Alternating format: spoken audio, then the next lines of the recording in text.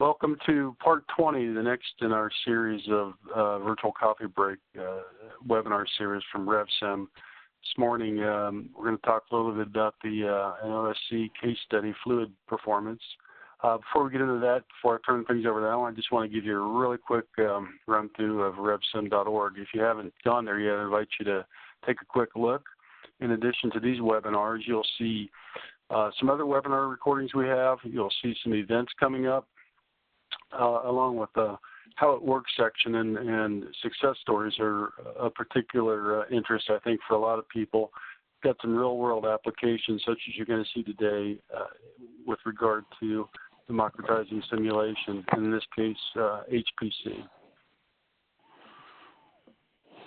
So let's just real quick, some of the stakeholders with regard to the RevSim initiative. We've got industry organizations, we've got media, users like yourself. Of course, we've got solution providers. And I'm not going to read this slide to you. You can just take a real quick look and just see that basically it's a well-rounded group of individuals and organizations who are supporting the initiative. So with that, I'm going to turn things over to Alan, and we'll get right into the case study. Thanks, Bob. So I'm Alan Chalker from OSC, and for this virtual coffee break, I'm going to talk about a company called Afton Chemical Corporation. I'm sure most people who are viewing this have some sort of car or vehicle that they drive around or ride around in, and you probably primarily think about maintenance and wear and tear on that vehicle in terms of things like air pressure on your tires and making sure you change the oil, things like that.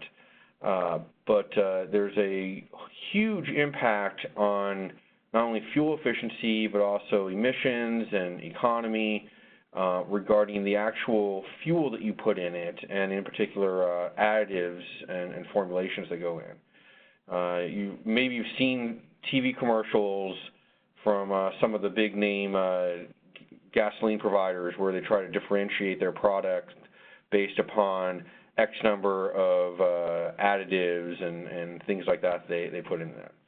So Afton's primary business model is that they are developing and providing these fuel and engine oil additives that all of us can use, and really helps with our automotive efficiency and ownership. And as you can imagine, that fluid performance, there's a lot of modeling and simulation that potentially needs to be done with that.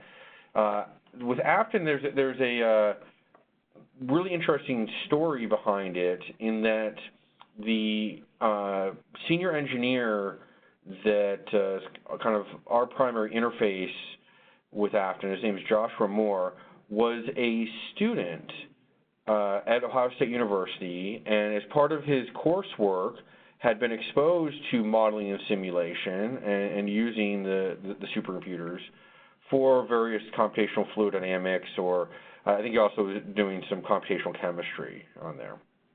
And got hired by Afton. When he went to Afton, he very quickly found that they were facing bottlenecks. They were doing a lot of their modeling simulation on desktop computers, and it's kind of the classic story of you don't know you've got a problem until somebody points it out. And he would talk to them about, hey, the workflow is horrible here, and I've got to go and let my computer churn away forever to do the simulation. I can't be looking at the results of that simulation. I can't be really doing other things on that.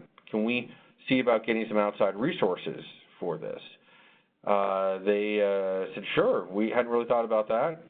So he approached us, and we set up a contract, and he was able to really hit the ground running based upon his experience that he had as a student, making use of the software and the tools that were on our system. So they quite frequently have projects where they need to kind of burst out to our capabilities so that they can do various analyses again, computational chemistry and fluid dynamic type analyses of their products that they're developing, and they don't want to make use of their in-house resources.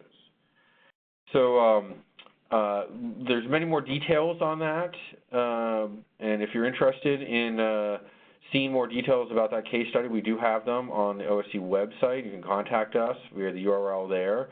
Likewise, in these virtual coffee breaks, we also cover UberCloud case studies that are available at the URL, and you can subscribe to the newsletter there.